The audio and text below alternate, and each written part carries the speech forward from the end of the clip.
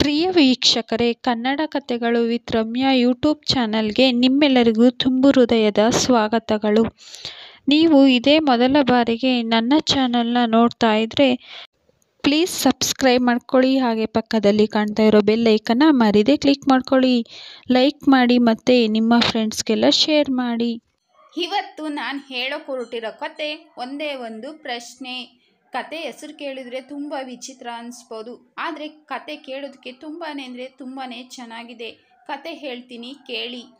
ಒಮ್ಮೆ ಅಕ್ಬರ್ ಮಹಾರಾಜರ ಆಸ್ಥಾನಕ್ಕೆ ಒಬ್ಬ ಪಂಡಿತ ಬರುತ್ತಾನೆ. ಅವನು ಅರಮನೆ ತಲುಪುವ ವೇಳೆಗೆ ಆಗಲೇ ಕತ್ತಲಾಗಿ ಬಿಡುತ್ತದೆ. ಆ ಪಂಡಿತ ಸೇವಕರ ಹತ್ತಿರ ಬಂದು, ನಾನು ಮಹಾರಾಜರನ್ನು ನೋಡಬೇಕು ಎಂದು ಹೇಳುತ್ತಾನೆ.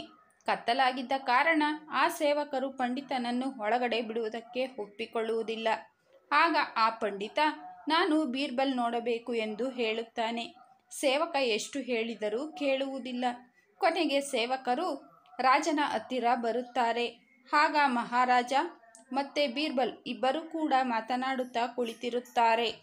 ಬಂದು, ಹೊರಗಡೆ ಪಂಡಿತರು ಬಂದಿದ್ದಾರೆ, ನಿಮ್ಮನ್ನು ನೋಡಬೇಕಂತೆ ಪ್ರಭುಗಳೇ ಎಂದು ಹೇಳುತ್ತಾರೆ. ಆ ಸೇವಕರು ಹೇಳಿದ ಮಾತುಗಳನ್ನು ಕೇಳಿದಂತಹ ಮಹಾರಾಜರು ಯೋಚನೆ ಮಾಡುತ್ತಾರೆ. ಪಂಡಿತರು ಬಂದಿದ್ದಾರೆ ಎಂದರೆ ಖಂಡಿತ ಏನೋ ಸಮಸ್ಯೆಯನ್ನು ತಂದಿರುತ್ತಾರೆ. ಹೇಗೂ ನನ್ನ ಬಳಿ ಈಗ ಬೀರ್ಬಲ್ ಇದ್ದಾನೆ, ಏನು ಸಮಸ್ಯೆ ಬಂದರೂ ಅವನು ಬಗೆಹರಿಸುತ್ತಾನೆ ಅಂತ ಹೇಳಿ ಯೋಚನೆ ಮಾಡಿ, ಸರಿ ಅವರನ್ನು ಒಳಗಡೆ ಕಳುಹಿಸಿ ಅಂತ ಹೇಳುತ್ತಾರೆ. ಆಗ ಸೇವಕರು ಹೊರಗಡೆ ಹೋಗಿ ಅಲ್ಲಿದ್ದ ಪಂಡಿತರನ್ನು ಕರೆದುಕೊಂಡು ಬಂದು ರಾಜಸ್ಥಾನದಲ್ಲಿ ಬಿಡುತ್ತಾರೆ. ಆಗ ರಾಜರು ಪಂಡಿತರನ್ನು, ಬನ್ನಿ ಪಂಡಿತರೇ, ಬಂದ ವಿಷಯವೇನು ಎಂದು ಕೇಳುತ್ತಾರೆ. ಆಗ ಆ ಪಂಡಿತರು, ಏನೂ ಇಲ್ಲ ಮಹಾರಾಜರೇ, ನಾನು ಬೀರ್ಬಲನ್ನು ಕೆಲವು ಪ್ರಶ್ನೆಗಳನ್ನು ಕೇಳಬೇಕಾಗಿತ್ತು, ಅದಕ್ಕೆ ನಿಮ್ಮ ಅಪ್ಪಣೆ ಬೇಕು ಮಹಾಪ್ರಭು ಎಂದು ಹೇಳುತ್ತಾರೆ. ಆಗ ಅಕ್ಬರ್ ಮಹಾರಾಜರು, ಸರಿ ಅದೇನು ಪ್ರಶ್ನೆ ಕೇಳಿ ಎಂದು ಹೇಳುತ್ತಾರೆ.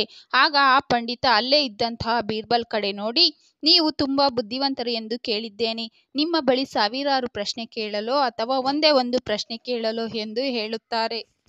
ಆಗ ಬೀರ್ಬಲ್, ಸರಿ ಅದೇನು ಕೇಳಬೇಕೋ ಕೇಳಿ, ಆದರೆ ಈಗಾಗಲೇ ತುಂಬ ಹೊತ್ತು ಆಗಿದೆ, ಅದಕ್ಕಾಗಿ ನಿಮ್ಮ ಸಾವಿರ ಪ್ರಶ್ನೆಗಳು ಬೇಡ, ಅದೇನು ಕೊನೆಯದು ಒಂದೇ ಒಂದು ಪ್ರಶ್ನೆ, ಅದನ್ನು ಮಾತ್ರ ಕೇಳಿ ಎಂದು ಹೇಳುತ್ತಾನೆ.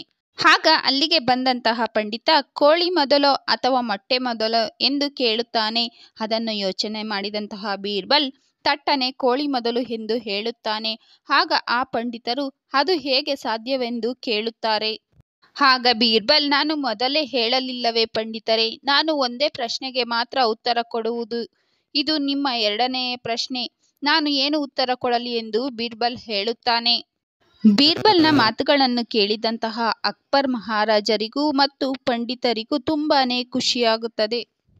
ಬೀರ್ಬಲ್ನ ಸಮಯ ಪ್ರಜ್ಞೆಯನ್ನು ಕಂಡು ಮೆಚ್ಚಿ ಆ ಪಂಡಿತರು ಅಲ್ಲಿಂದ ಹೊರಟು ಹೋದರು.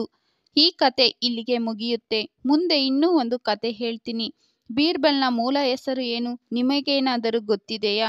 ಗೊತ್ತಿಲ್ವಾ? ಹಾಗಿದ್ರೆ ನಾನೇ ಹೇಳ್ತೀನಿ. ಆ ಕತೆ ಕೂಡ ತುಂಬ ಚೆನ್ನಾಗಿದೆ, ಕೇಳಿ ಖುಷಿ ಪಡಿ. ಒಮ್ಮೆ ಅಕ್ಬರ್ ಮಹಾರಾಜರು ಕಾಡಿನಲ್ಲಿ ಬೇಟೆಯಾಡುತ್ತಾ ಇರುತ್ತಾರೆ.